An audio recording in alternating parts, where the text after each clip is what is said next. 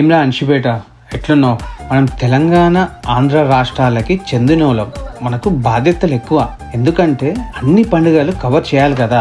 ఇప్పుడే సమ్మర్ అయ్యింది, నెక్స్ట్ ఒక పెద్ద సెలబ్రేషన్. నీకు ఇప్పటికీ ఒక ఐడియా వచ్చినట్టుంది మనం ఏ పండుగ గురించి మాట్లాడుతున్నామో అని. సమ్మర్ తర్వాత ఆషాఢంలో వచ్చిన ఫస్ట్ పండుగే బోనాలు. తెలంగాణ బోనాలు అంటే సిటీ మొత్తం హల్చల్. అమ్మవారి టెంపుల్స్ అన్ని కలకలలాడుతాయి. బోనం, డప్పులు, డాన్స్ తో రచ్చలేస్తాయి. తెలంగాణ బోనాలకి ఒక పెద్ద స్టోరీ ఉంది. 18th సెంచరీలో హైదరాబాద్ లో ఒక ప్లేగ్ డిసీజ్ వచ్చి చాలా మంది చనిపోయారు. సిచ్యువేషన్ చాలా సీరియస్. అదే టైంలో ఉజ్జయిన్ మధ్యప్రదేశ్ లో మన వాళ్ళకి తెలిసింది. అక్కడున్న మహాకాళి అమ్మవారికి పూజ చేసి, అమ్మ హైదరాబాద్ ని కాపాడండి, మేము తిరిగి వచ్చాక మీకోసం ఒక గుడి కట్టి ప్రతి సంవత్సరం బోనాలు ఇస్తాము.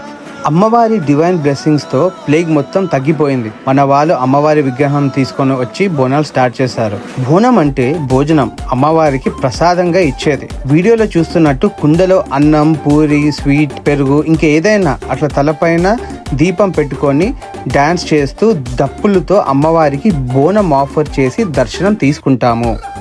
ఇది ఒక భక్తికి సింబల్, ఒక కమిట్మెంట్.